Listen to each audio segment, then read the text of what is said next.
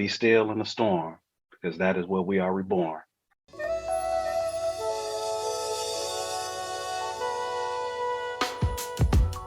You are now tuning in to the Going North podcast with your host, best-selling author, professional speaker, and member of the John Maxwell team, Dominic Dom Brightman. And every Monday and Thursday, we're going to hear the voice of a different author sharing their gifts, stories, and expertise to help you charge forward in life. Now let's get on with the show. Today's episode is sponsored by the GoingNorthPodcast.com shop. And if you head over to the wonderful website, cop some merchandise, take a selfie with you rocking the gear, shoot it to yours truly, the host, Dom Brightman at gmail.com, and I will give you a shout out on the show as well, and heck, even tag you on social media as well. So feel free to check out some of the good old merch on GoingNorthPodcastShop.com. Now let's get on with some super special, awesome content. And today on the Highlight Reel Builder for Authors known as Shun P, the Great, Glorious, and Glamorous, it's the Going North podcast. We got another super special, awesome human for you today, courtesy of one of my favorite humans on the planet Earth, Mr. Mighty Mike Sheila, the Clark Kent of sales, as I dubbed him, and I think he runs with that nickname every now and then because he's hooked me up with one heck of a super special guest today, folks, because not only is today's featured author a fellow wonderful chocolate brother who likes to rock the mics, he's also a wonderful poet, storyteller, spoken word artist, essayist, amateur genealogist, recovering journalist, self-taught cook, and ardent searcher of God's face. So let's give it up for Mr. SP himself, the special, the super, and the powerful, the one, the only, Shun P writes, aka Mr. Shundrey Patterson. How you doing today, Shundrey? I'm well, sir. I'm well. I appreciate you having me here. It's a pleasure and honor. Yes, indeed. Yes, indeed. That's right, indeed. With a bio like that, my man, if Mike knows you, that means you're good people with all the O's out of a Cheerios box. Hey, I would have to agree with you there. He is the kingmaker. He is the kingmaker. No arguments there. Oh, yeah. That's right, indeed. That's right, indeed. So my goodness, like after checking out the bio and doing my usual snooping, like my man's kind of like basically a renaissance man. You got all these interests that combines into the one Shun P himself. So my goodness, man, like did you ever see yourself like being where you are today, like freaking, I don't know, 30 years ago? No, truth be told, I did not. But interestingly enough, the people that were in my orbit, my family members saw a lot of that potential or a lot of that greatness. One of those terms that I shy away from as a middle child, but I would have to say no. But those best laid plans, they always have a mind of their own. Oh yeah, that's right, indeed. That's right, indeed. That's right. They got a mind of their own, indeed. That's right. It's like a dog when it sees the frisbee, it's got to catch it, man. It's crazy. Yeah, it is. It is, and it's a and I'm a poet. That's true. And life is poetry. Life is a ongoing act of poetry, and it's incumbent on writers like myself, communicators like that, to communicate or serve voice to that. And that powers a lot of my work, and that's what echoes with a lot of my readers. Yes, sir, indeed. Yes, sir, indeed. That mighty echo, indeed, man. So how'd you discover your gift of poetry, man? Oh man, quite by accident. I was actually on so we're in the same area. We're in the Maryland area, and I frequent the waterways. I'm a big supporter of the parks. That's my dojo. That's my one of my creative places. And I was actually on the Gunpowder River, and just being there in that stillness and that solace, just free of the static of it all. I remember the conversation I had with my aunt, and that kind of served as a spark. And I would normally do a lot of my writing on my smartphone, but it was winter that day and it was cold and my battery had died. So I had this poem worked out in my head, and I just recited it as I walked back to the car. When I got back to the car, plugged the phone up, I wrote the poem out on my app, and it just kind of took on a life of its own from there. And it just kind of led into this whole whirlwind of me becoming this author, writing under this pen name, Shun P writes, and we're having this conversation about it now. The synchronicity of it all. It's pretty poetic, pun intended. That's right, indeed. All the puns are intended here, even if they aren't intended. That's right, the puns will be intended. That's right. That's right, indeed. That's right. They go deep inside the mind. That's right. Oh, man. That's what I'm talking about, indeed. Well, that's freaking amazing, though. And heck, even, I guess, accidents turn into happy accidents because with being a purveyor of the parks, or just say lover of the parks, and really taking in nature, like, is there anything else that really inspires your creativity, man? Um, Man, just the humanity, human beings. I think the one thing that we lose track of is that we are so tuned in with talking past each other that we've lost the art of talking to each other. And poetry, does that, bridges that gap in so many areas. Food does that in so many different areas. And this is just something that these things, when we bring them together, those really serve as you know sources of inspiration for me. It's just an infinite source of fuel, and that's one of my other creative muses. The one thing that we're always going to have a preponderance of is something that Marvin Gaye talked about. Marvin Gaye said that there's one thing that we can be certain of: taxes, death, and trouble. And given that we're going to have this on an ongoing basis, it just behooves us to figure out a way to convert all of these things that are weaponized to destroy us and turning it into our fuel. Oh, yeah, that's what I'm talking about, indeed. That's what I'm talking about, indeed. Well, and speaking of fuel, my man had some wonderful encounters with jet fuel because I heard you took a trip overseas to Japan at one point, man. Oh yeah, that was right before the pandemic. That was like my exit stage left before the pandemic, and it was eye opening. It was eye opening. It was the winter of 2019. That's what I'm talking about, indeed. So I guess was that the first ever trip, a dream trip that finally manifested, or was it just? Well, it was one of those trips where it was a one of those notches on the belt.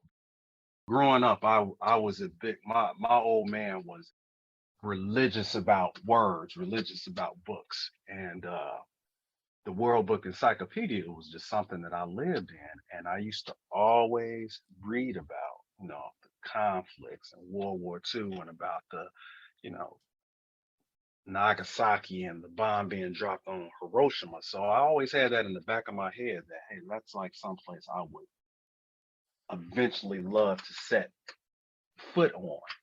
And when I had the opportunity to go, it was a small. I had a small contingent of readers there, that just kind of opened my eyes to the opportunity. And I was, when the opportunity presented itself, I jumped at it, and it was, I did not expect the epiphanies that I received there, and that may have been something that um, you came across because that was a three-part series that I wrote, just about my trip there. Black man in a foreign land, book in his hand, ain't that grand? Boom. That's right, indeed. That's right, indeed. It's almost got to like snap the fingers, indeed. My man spitting, baby. The poet spitting, baby. That's what I'm talking about, indeed. Life is grand, indeed.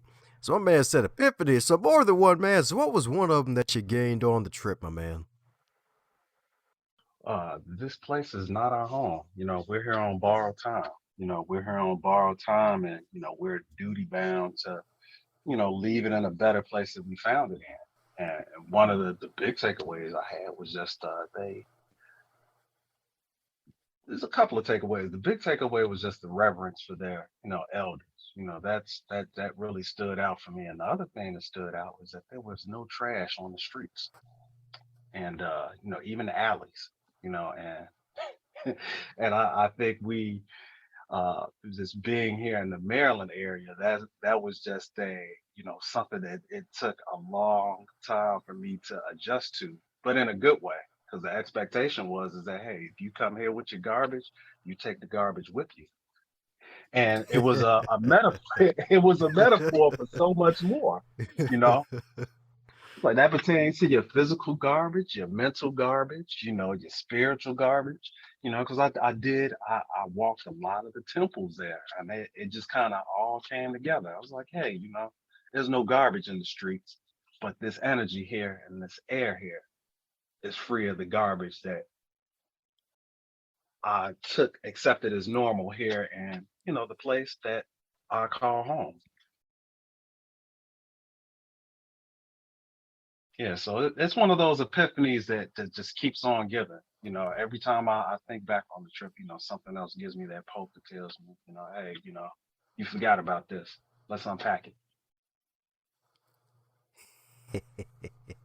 That's right indeed. That's right indeed. And that's a beautiful thing too. It's like, man, it that like those two major things, like keeping the place clean, like the whole country clean and the temples and everything, the country clean, and of Hmm. course, reverence for elders, because I feel like that's a bit of a lost art nowadays. I know there's the school of thought Hmm. where it's like, hey, they have to earn respect. At the same time, it's like, by default, they still should get respect by default for being a fellow human. More importantly, that they've been on the planet longer than us, because it's like, hey, like a lot of people, they don't make it past a certain age. Like even the young ones are still dying out here. Even like babies are dying out here. And if somebody Very can true. make it to like 70 and 80 and 90, like, hey, they definitely deserve some reverence. Yeah, that's a resource. That's a blessing. That's a treasure trove of resources that we just fail to utilize, and we pay the price for that. You said a whole word there. Let the church say amen. Oh, wait, man, dollar sign Don Burpee, baby. Donation to the offering plate, baby. That's I had to slide in the call and response there, man. I spent some time in the church, man. Yes, indeed. Yes, indeed, man. Well, hey, it's in your bio, too, an ardent searcher of God's faith, man. So, is there a particular faith you subscribe to, my man, or did you do like a bunch of religious studies? Because I know my man's heavy into the research of just about any and everything. Um, I grew up Pentecostal. I grew up in the Pentecostal church, so my roots are there, and the one thing, probably the greatest lesson that I've gotten, from God, and I don't try to place God in a box or try to confine him there. But the greatest lesson I've gotten is just just being still and just being humble to the fact that our currency, our tuition to get into that next step, that true enlightenment to being right, to having a clean heart is humility. And a lot of us don't want to pay that price.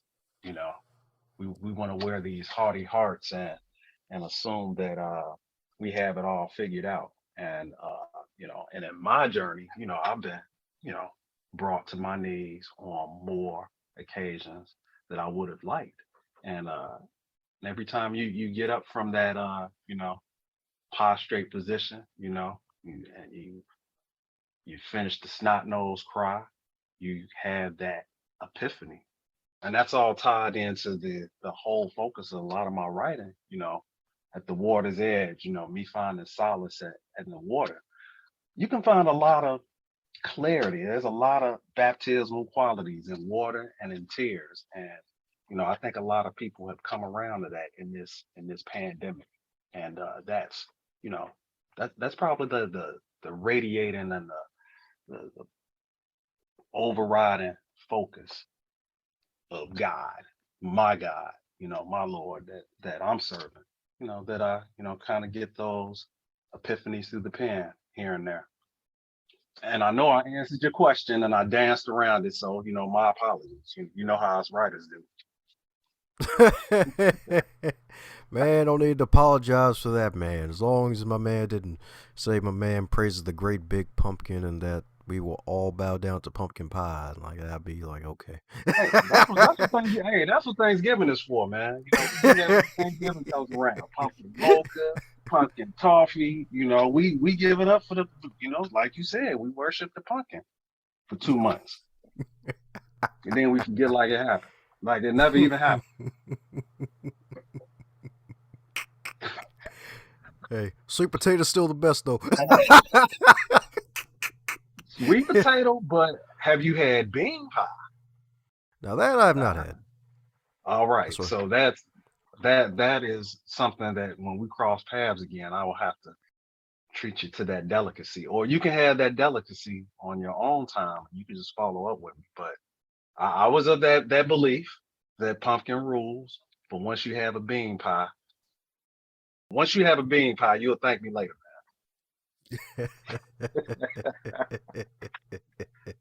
That's right indeed. That's right indeed. That's right indeed. Reminds me of the fact that I'm also, man, hails from Chi-Town, baby. Yes, yes, that's born and raised, North Side, small community on the northwest side, Noble Square, and that's one of my, when it's kind of like that Spider-Man story. You talk about Spider-Man, you think of Peter Parker and the spider things of that sort. And when people ask about my origins, Chicago, brings those same type of feelings of nostalgia. Not that I get any superpowers from the place, but that could be debatable. And actually, that's where the bean pie has some of its origins. That's where I discovered the divinity of the bean pie. Perfect segue. Perfect segue, sir. Oh, well, there we go, folks. That's right. So there's the Church of the Great Big Pumpkin, we got the Church of Beyonce, and we got the Church of the Bean Pie. That's right. The Holy Trinity. Yes, sir. Yes, sir. Two pies under Beyonce in the triangle, huh?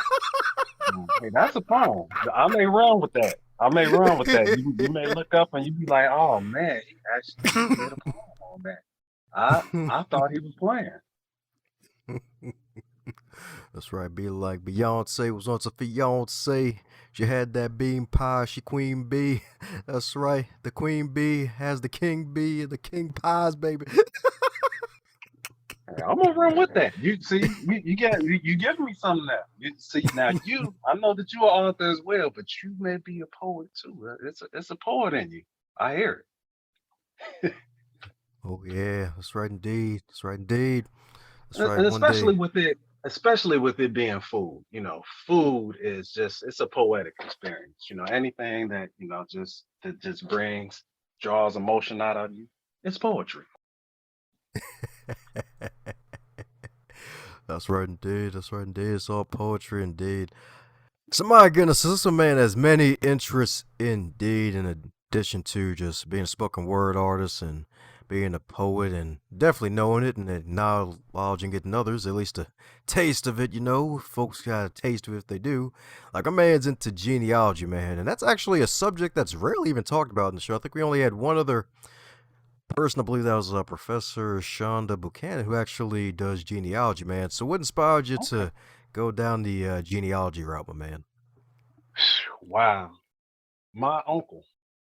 My uncle was I'm not sure if you're familiar with the West African tradition of griots, but griots, they're like storytellers and the keepers of history. You always had that person in family that knows who everybody is, grandmama, auntie, Mary who, and who knows what. My uncle was that person. And, just years ago, my uncle sized me up one day and he told me, he was like, hey, I hear you writing a book.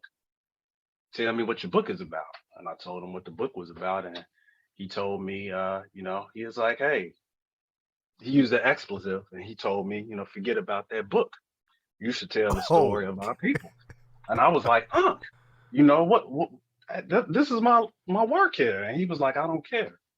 But over the, course of those years, he imparted, so much history about our people that it it was infectious. And I fought it. It was kind of like Jonah.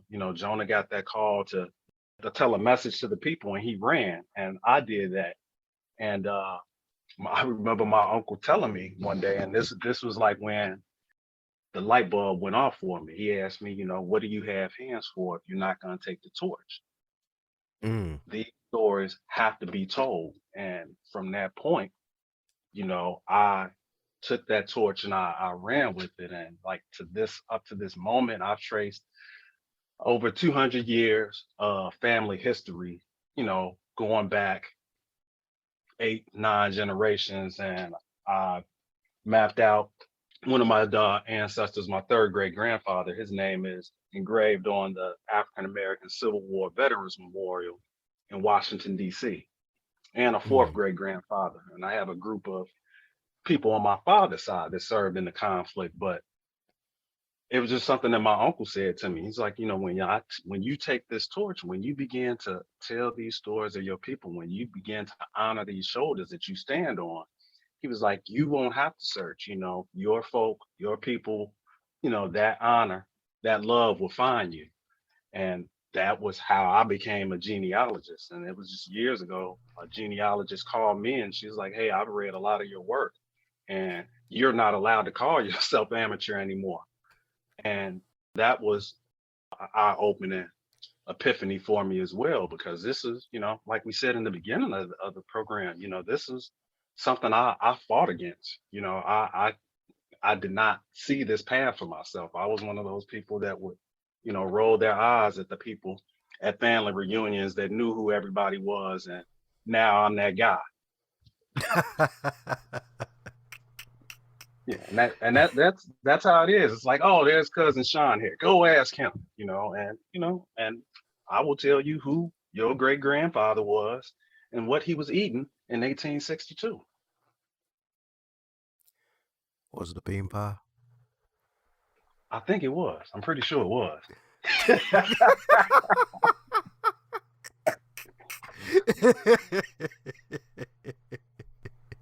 But I know that was a long-winded answer to your question. But yeah, it's just, one of the honors of my life. And it was just, in retrospect, that was just, one of those things that I had to do. Everybody it was something that my older brother tells me. He was just like, hey, everybody has their role and we have to play it. If you try to run from that role, all you're gonna do is make yourself tired. You're gonna fall down and you're gonna have to do that job anyway. That's right. It's like pro wrestling, man. You gotta do this job now. That's right. It's like Shawn Michaels, Stone Cold, WrestleMania 14, baby. You gonna take this job, buddy. You gonna do right. Or Undertaker gonna be in a shower for you. Exactly. Get that headlock. Be like, what we tell you, man? That sleeper hole, man. That was a thing in the 80s. I don't know if you remember that, but we used to just grab people and put them in a sleeper hole and see if it worked. And it was like, oh, this does work. Oh yeah, my brother used to give me that all the time. Okay, we speaking the same language. See, I was the younger brother, so I always had all of the wrestling moves, tried out. Like, oh, there you go, right there. Let's try to sleep a hole out, Oh, suplex. Yes indeed, man. But that's definitely powerful right there. What you said though, man. Like you got the torch, and it's like, what are you gonna do with it? You gotta, like you got the hands, you got to carry the torch, and like my man Right. is definitely doing it, and that's definitely powerful, and it's good that you taking on the honor of doing that for the family, man. So, any advice for those looking to search their roots? Because I know that's a pretty big thing now, especially I think, at least at the time of this recording, I think California actually voted on the bill for reparations for Hmm. Black Americans based on lineage if they can trace their Hmm. family history like back to Hmm. slavery. So, like, any advice for those listening right now who may need to start on that path, or maybe even go deeper on that path? Yeah. To put blinders on. The one of the biggest, and this is, and I tell this to a lot of people that I've helped and their research is to go into it with a clear set of eyes, because the one thing that was told to me numerous times, and even by people that I was related to, and this is something that anybody, but particularly African Americans, Black people, I was told that there was no history to be found. We were nothing but slaves. You're living in a fairy tale. You're not going to find anything but heartache. So, what people need to take from that is just to ignore all of that static and go into it knowing that you're a recipient of a gift. You know, we're here, or you're here, I'm here. Anybody that has breath in their lungs, we're here because of the selflessness and the dedication of somebody else. And that's what genealogy offers people, especially Black Americans, because our experiences were always diminished, always minimized. We were always placed in a box. And me finding my family in the historic record on monuments and old newspapers, this is pushed back against everything that I was told by people related to me or not. And ironically, the most twisted and interesting thing about it is everybody that told me that, these people don't talk to me to this day. It brings joy to my heart because because they know and I know that why there's no connection. So all that to say, that's what people need to be aware of, is that there's glory in your veins, and you just need to have your shield up to guard against those people that are going to tell you otherwise, whether they're related to you or not. That's what I'm talking about, indeed, and that's seems to be like one of the major keys of success. A lot of successful people have is that they're able to really have tunnel vision for a certain goal or a certain activity until they reach a certain point in that goal in their career, their lives, or even that skill. Because, like, dude, like it just sucks that a lot of folks have that mindset, especially the Hmm. us's, be like, oh yeah, we're just number slaves, man. Ain't gonna find nothing but pain, alright? So we're gonna get this fried chicken right here, and we're gonna chill out, Right. right? Like, nah, I wanna go back and do some history. Like, man, don't do that, man. Don't do Right. that. Let's get this paper now, baby. Gotta pay these bills. Hmm. But it's like, hey, you gotta really tell the naysayers no and really go for what you truly want to know, and it's good that you did that and really had the courage to not only start but also follow through with it, because a lot of folks don't even follow through. Yeah, that's it, it's a job. It's a job. It's a duty. There's no pay for it. No days off. But that is where I don't believe in generational curses. That's another thing that people always ask about. With potential researchers, like, oh, I'm scared of generational curses. Generational curses are myths. Those are merely family histories or stories that haven't had the opportunity to be told. And when you are ignorant to that, we repeat history and we do stupid stuff. Air quote. Those are that's what a generational curse is. And it's history. Genealogy is history. History repeats, and it especially repeats in families. Boom. That's right. My man dropped a tennis bracelet of wisdom, baby. That's right. So that means generational curse is merely ignorance. That's what it sounds like I'm getting here. Yeah, we can boil it down to that. That's essentially what it is: ignorance and stubbornness. Because some people will know a key part of a family history, and they will hold it from the rest of the collective just to hoard information or just to be petty. And that's you're holding back the wealth for the rest of the collective.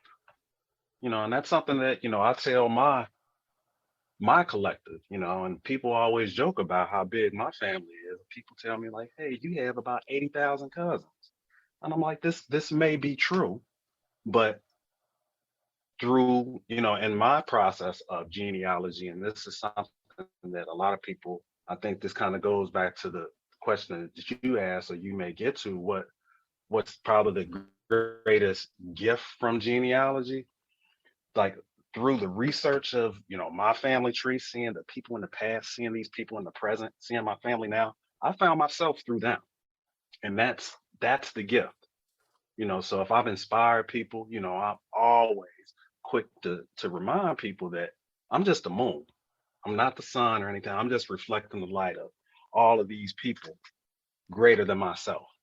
And that's probably the most powerful thing, the most poignant thing about genealogy, for anybody, but especially for Black people, Black Americans, especially nowadays.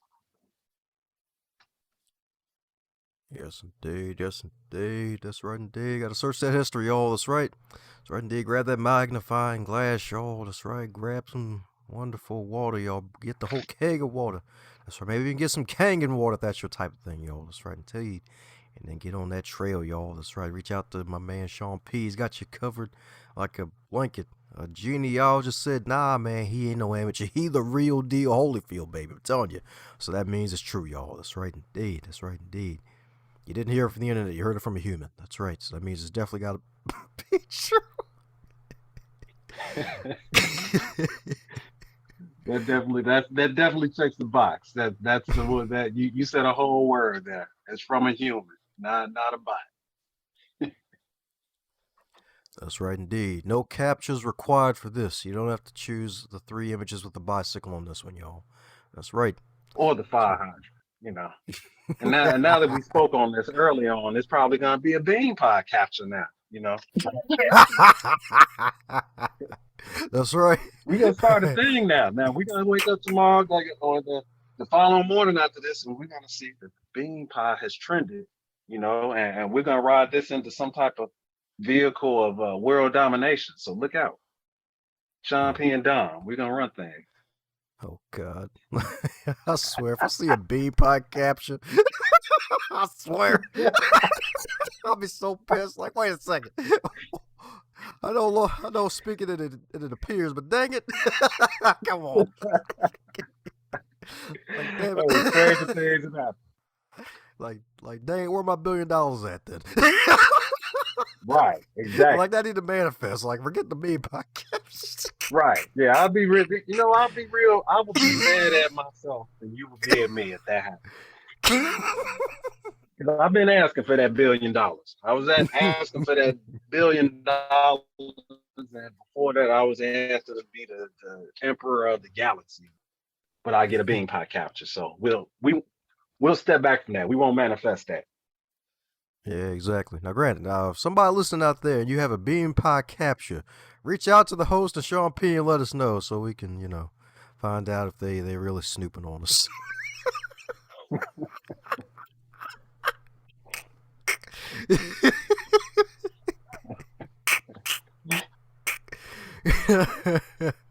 That's right.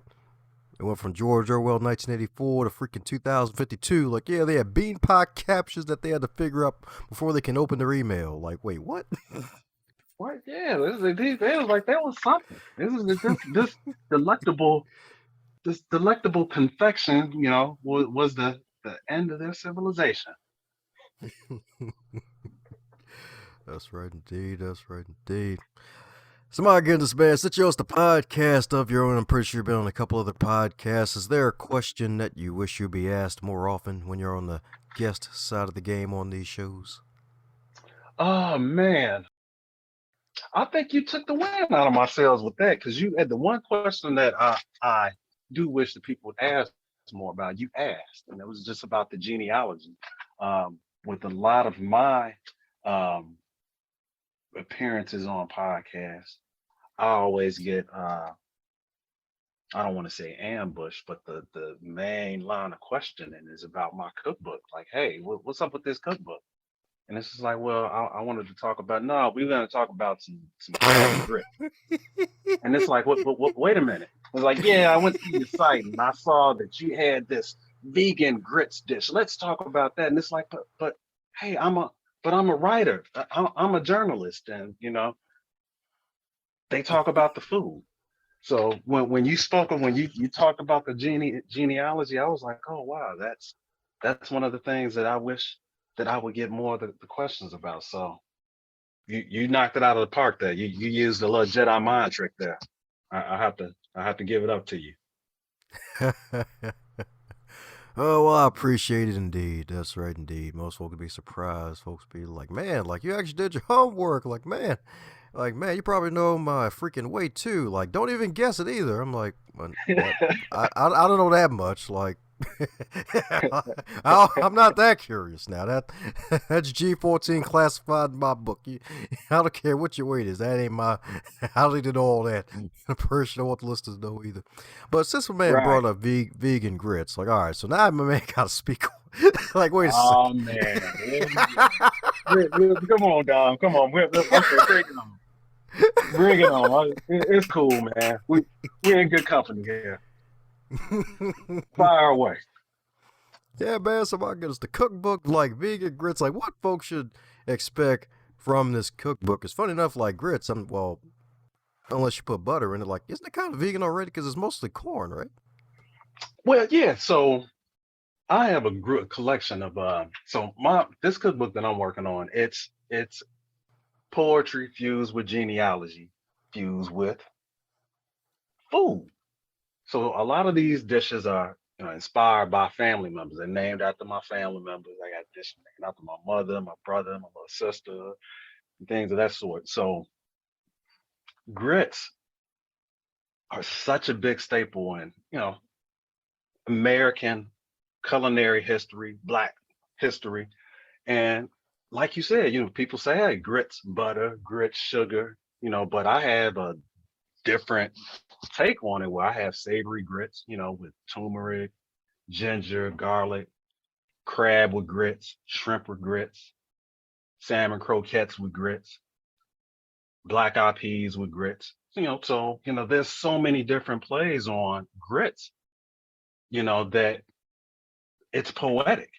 And a lot of the imagery, a lot of the pictures that I take of it, it pulls people in, and and in retrospect, I can understand why people ambush me about the cookbook, about when it's coming out, because a lot of people don't like poetry, a lot of people don't like fiction writing, but everybody likes food. And when you see that somebody like those are grits and they not sticky and that's crab on it, tell me more. People will lean in. So that's that question that you had, that, oh, tell me more about vegan grits. That was just something that I ran with because one of my cousins told me, hey, you make a lot of pescatarian dishes, but I can't eat shellfish. And I was like, oh, okay. I was like, I'll make a vegan dish that you can eat. And I just kind of expanded on that. Oh shoot, that's what I'm talking about indeed. Yes indeed. 'Cause you're so right, man. He'd be like, yeah, man, the grits, with the salt and the butter. And then of course the strange folks who be talking about sugar and grits, and I'm like, oh god, no. No. Yeah, now No. I have, I was one of those folk. I have to blame that on my mother, and I know she may listen to this podcast. I'm sorry, Mama, but yes, I was one of the people that poured the whole thing of sugar in the grits when I was a kid, and it was glorious. And now I like look at that, and I just like kind of I tense up. You can't see me now, but I'm tensing up. Oh, good, good, good. Cause y'all about to say this podcast interview. Oh, you put some sugar and grits in real life. Now I'd be like, what's wrong with you, man? Like you ruined a good interview, man. Like what's wrong with you? He's like, don't buy his book. Don't buy this man's book. He put sugar in his grits.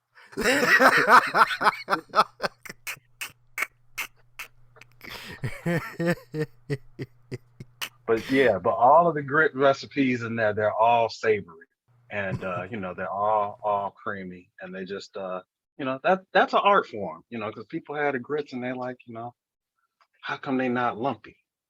And I tell people it's like, because it's poetry, baby. It's poetry. Poetry is smooth, like these grits.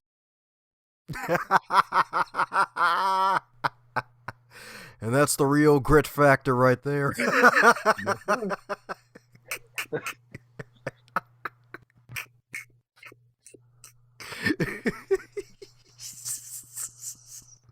Yes, sir. Oh, God.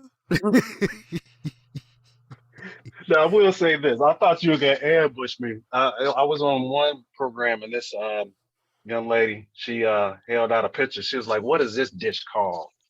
And she had my Instagram page of a dish shop, and I was like, "Oh, I don't have a name for that." And it was just like, "You need to have names for these." And that was just like one of those, you know, little epiphanies, one of those little aha moments that just let me know that food is an emotional thing for people.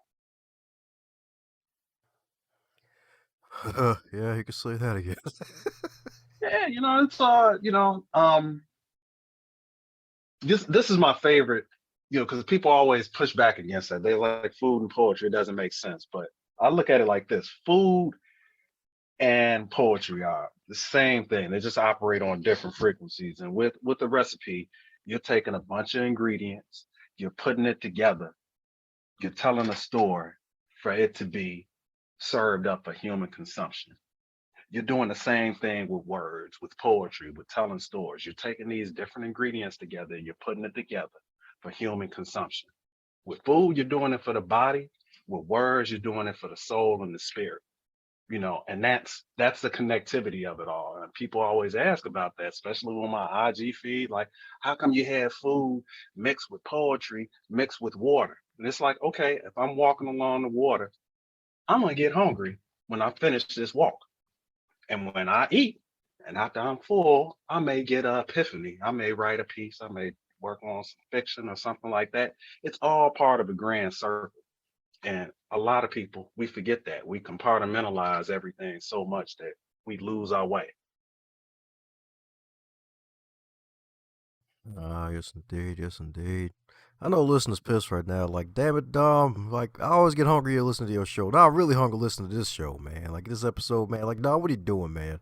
So now that we on the food conversation, I might as well pop out my new favorite question for these past few months on guests, and that is, if your wonderful book From the Water's Edge, Volume 2, was a food, what would it be and why? Oh, volume two was food. What would it be? It would be a salmon croquette. It would be a salmon croquette floating in a sea of grits. That's what it would be.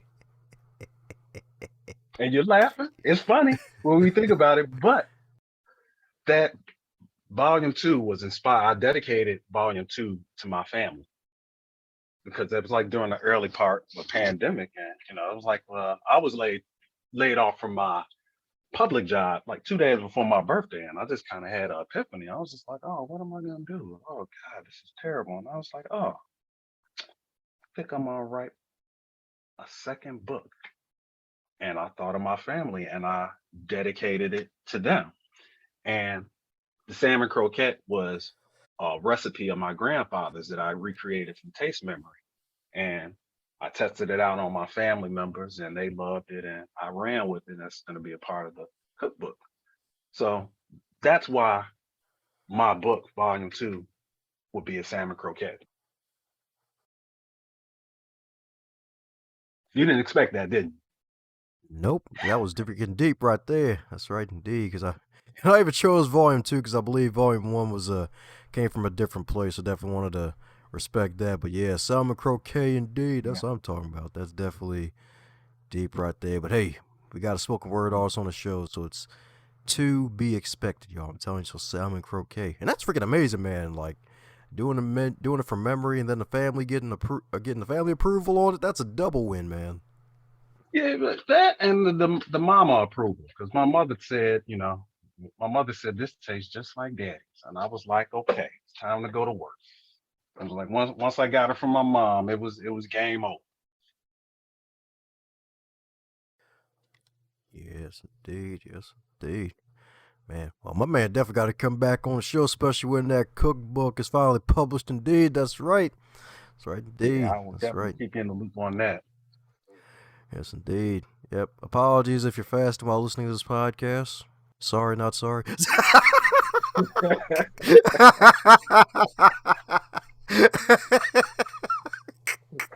like I'll just look and just say, hey, it wasn't me. I have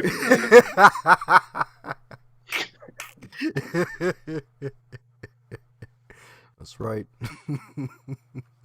So now I gotta go home and freaking make some croquet now. I need to get me some crab meat or something. Crab cake. I gotta get some food. Hey, yeah, and hey, make sure you get the right dessert with it. When you get that crab cake. And we're in the land of crab cakes again, so I don't think we can lose out this way. Oh yeah, Mounders, we don't lose with crab cakes. I heard Louisiana actually has good crab cakes too, surprisingly, which is interesting to me. I Mhm. need to try it out and see what's going on, because funny enough, a past guest, Michelle Solituck, actually says it's like, no, look like Louisiana, we got you beating crab cakes. I'm like, oh, a What? challenge. All right, Okay. I need to hear this. I ain't never heard this before. Like I heard Yeah, of me good neither. food, but That crab sounds cakes like in Louisiana. sacrilegious. That sounds like sacrilegious blasphemy there. Wow. Exactly. I'm like, wait a second.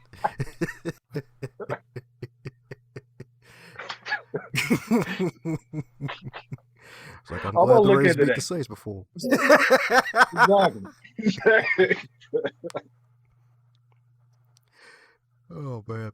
So we're coming down to the magical question that every guest gets to receive, and that is if you're to wake up tomorrow and you're 25 again, but you're still in 2022 with all of your knowledge, experience, and menus, what advice would you give to yourself? Oh man, humble yourself, young man. Humble yourself, and I would probably chop myself in the throat because that's how you get attention. That's you're doing that. Somebody has to drop down to their knee. They have to catch their breath, and while they're doing that, you can speak that logic, and that would be what that younger me would need at that point. So yeah, my words to myself would be a chop to the larynx. Yeah, that was a good question, Dom. Thank you. Thank you for that. That's one of the best answers ever. Hey, hey, hey, I'm a poet. I speak truth. Either directly or in metaphor.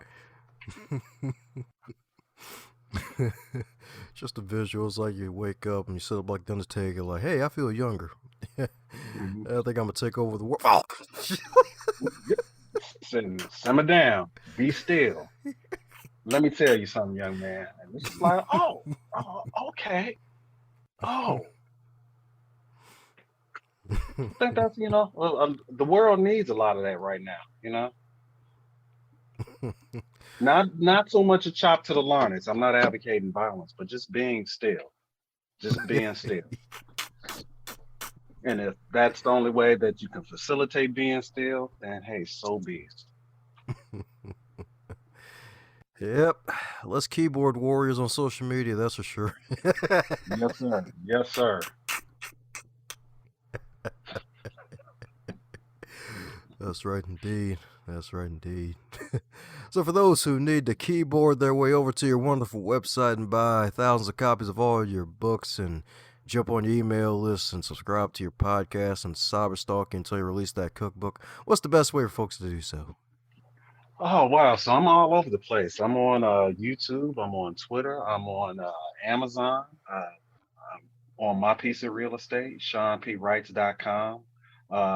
And I've effectively SEO and SEM my pen name all over the place so they can find my books on Amazon on my site. They can get the signed copies directly there. And in this coming month, I'm doing a whole teaser special on uh, grits and some choice recipes. So they can, anybody that wants to use Google or Bing, and I know people are laughing about Bing, they could just type in Shun P Writes, and they can just find me wherever the cell towers glow.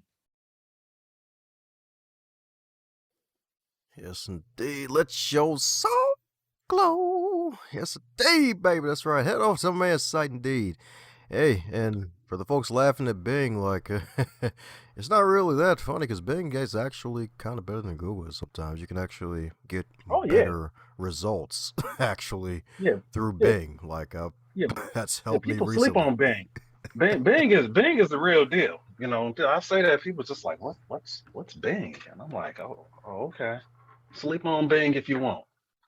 Yeah, exactly. It lasted longer than the Zune. That's right. I think Oh, that's the was that Microsoft's answer to the iPhone that never really worked, the Zune? I think that's what it was called. oh, why you took it back there? Yeah, I totally forgot about that. I totally forgot about that. Okay, you went in the crates. Yeah, they, it was just like they were there one week, and then like the next week, it was like a time loop, and they didn't exist anymore. I'm gonna put that on my list along with this Louisiana having Maryland tops on the crab cakes. That's right. Need to find out, see if they lying down there. That's right, indeed. That's right, indeed. I know they got bayous down there, so maybe that's what is going on. The bayou water or something. I don't know. True that. True that. Woo. Well, there you have it, folks. Reach out to the mighty Shun P, baby. That's right. Reach out to him like 100p, baby, like 100% indeed. And buy some copies of his books. Be on the lookout, indeed, for that cookbook. Indeed, that's right, indeed. You will have the chef hat and you'll wear an apron, take it old school, and it says "Kiss the Cook." Indeed, that's right, Yeah, indeed. yeah, yes, sir. Hey, what? Hey, however we can sell them, however we can sell them. Us indie publishing houses, us indie authors need love too, and I appreciate you. You having me on here and us being able to chop it up and break bread of the electronic sort.